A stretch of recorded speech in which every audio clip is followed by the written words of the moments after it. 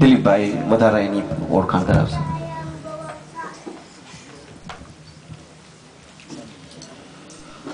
સર્વ ભક્તોને જય શ્રી કૃષ્ણ. એમની પાસે બહુ ટાઈમ નથી એટલે થોડોક જ શોર્ટમાં પરિચય આપી દઉં કે પૂજ્ય શ્રી વિપુલભાઈ આચાર્ય, પૂજ્ય શ્રી ભાઈ શ્રી રમેશભાઈ ઓઝા પોરબંદર સાંદીપની વિદ્યા નિકેતનના એકદમ જૂના અને લાડીલા વિદ્યાર્થીઓ છે, જેણે સાહિત્ય, વેદ, જ્યોતિષ ઉપર આચાર્ય ડિગ્રી મેળવી છે.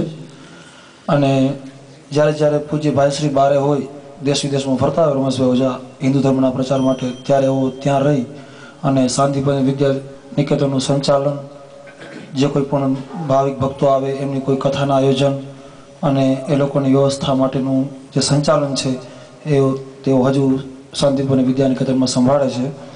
અને સારું એવું હિન્દુ ધર્મનું જ્ઞાન ધરાવે છે, જેથી કરીને રામાયણ, શિવ પુરાણ, દેવી ભાગવત અને તમામ જાતનું કર્મકાંડ, યજ્ઞ આ બધું ત્યાં રહી અને ત્યાંના જે સ્ટુડન્ટ છે, છાત્રો છે, બ્રાહ્મણના વિદ્યાર્થીઓ છે, એમને પણ એનું સારું એવું જ્ઞાન ધરાવે છે. એમનું 4 વાગે સંસ્કાર રેડિયો ઉપર લાઈવ ધર્મ ઉપર પ્રચારણ છે, શ્રાવણ માસ ઉપર, શિવજી ઉપર. તો થોડોક સમય છે તો આટલો ટૂંકો પરિચય આપી અને એમને માઇક આપું કે એ પણ એનું થોડું પ્રવચન અને આશીર્વચન કરશે. Thank you.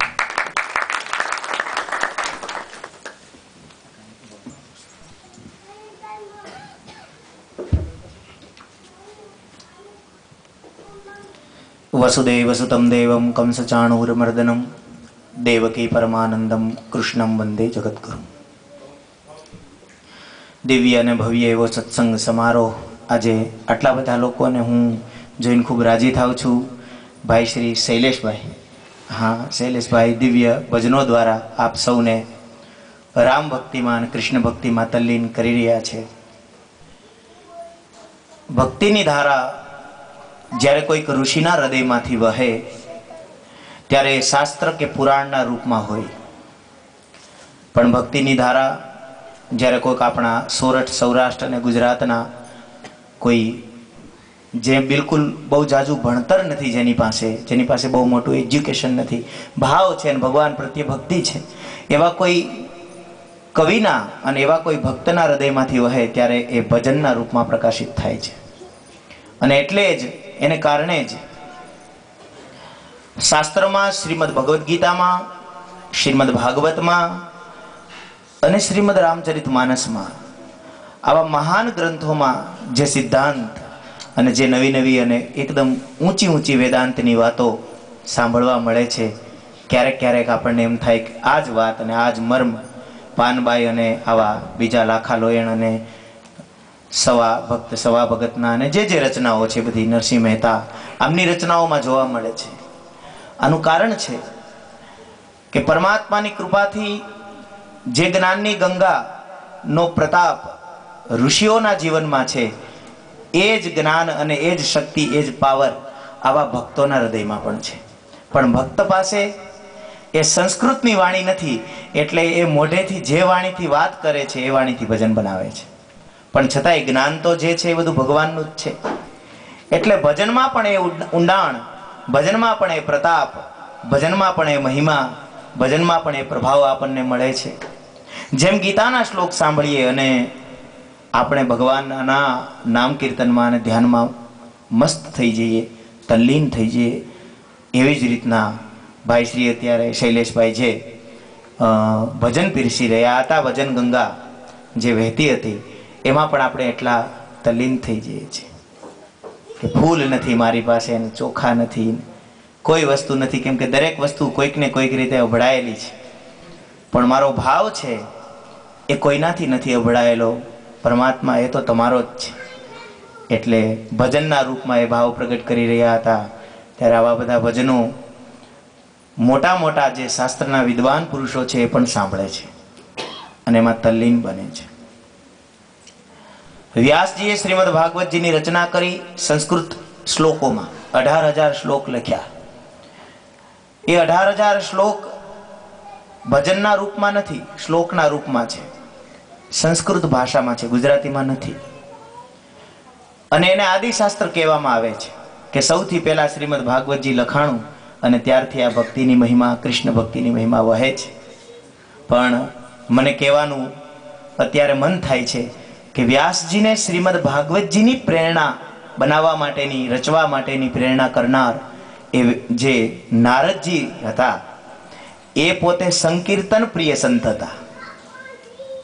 એનો મતલબ થયો શાસ્ત્રના રચયિતા વ્યાસજી કરતા પણ જો ભક્તિની, જ્ઞાનની ગંગા વહેવામાં જૂના કોઈ સંત હોય તો વ્યાસજી કરતા પણ જૂના છે નારદજી. અને નારદજી સત્સંગની મહિમા જાણતા હતા, નારદજી સંકીર્તનની મહિમા જાણતા હતા, જે અત્યારે થઈ રહ્યું છે અને જે તમે બધા અત્યારે સાંભળી રહ્યા છો. એટલે ભક્તિની પ્રાપ્તિના અનેક માર્ગ છે. ગીતાથી જરૂર, ગીતા શ્રવણથી શ્રી કૃષ્ણ પ્રાપ્તિનો માર્ગ મળે, પણ કદાચ ગીતા સમજવામાં આપણને અગવડ પડે, સંસ્કૃત ભાષા ન સમજાય, તો એવું નથી કે ગીતાથી પણ મળે, પણ ગીતાથી જ મળે એવું નથી, આવા ભજનથી પણ મળે. ભગવાન ભાષાનો ભૂખ્યો નથી, ભગવાન ભાવનો ભૂખ્યો છે. શ્લોક બોલવા વાળા કદાચ ત્વમેવ માતા કે ગુરુ બ્રહ્મા કે વસુદેવ સુતમ દેવમ જેવા શ્લોક બોલે, કદાચ એમાં વ્યાકરણની કોઈક અશુદ્ધિ રહી જાય, કોઈક ભૂલ રહી જાય, તો એ ભૂલ ક્ષમ્ય છે ભગવાન માટે. ભગવાન વ્યાકરણની ભૂલ કાઢીને એના ભાવને અસ્વીકાર નથી કરતા, પ્રેમથી સ્વીકાર કરી અને એને તો એક શાસ્ત્રોક્ત પંડિત જે સ્તુતિ કરતો હોય ને એના જેટલું જ ફળ આપે છે. આપ સૌને આ વાત હું અત્યારે આ સમયે 2-5 મિનિટનો સમય કાઢીને એટલા માટે કહું છું કે આપ સૌને કદાચ મનમાં ક્યારેય એવો ભાવ આવે, શાસ્ત્રની વાત જરૂરથી સાંભળો. હવે તો દરેક શાસ્ત્ર ગુજરાતી, ઇંગ્લિશ બધી ભાષાઓમાં ટ્રાન્સલેટ કરીને મળે છે અને તમે બધા સત્સંગ કરો જ છો. પણ ક્યારેક આવી ભજન ગંગામાં તલ્લીન થાવ અને તમને આશ્ચર્ય થાય કે આ કોઈ શાસ્ત્રની વાત તો નથી, તો પણ કેમ આટલી મીઠી લાગે છે, કેમ ગમે છે? તો એનું કારણ આ જ છે કે ભક્તના હૃદયમાં ભજનના રૂપમાં પ્રગટ થનાર અને ઋષિના હૃદયમાં શાસ્ત્રના રૂપમાં પ્રગટ થનાર એ પરમાત્મા એક જ છે, જુદો નથી. એટલે તમને ભજનમાં પણ એટલો આનંદ આવે છે જેટલો આનંદ કથામાં આવે છે, જેટલો આનંદ સત્સંગમાં આવે છે. સૌ સદભાગી છો. સૌને ખૂબ ખૂબ હું સૌના હૃદયમાં બેઠેલા ભગવાનના ચરણોમાં વંદન કરું છું.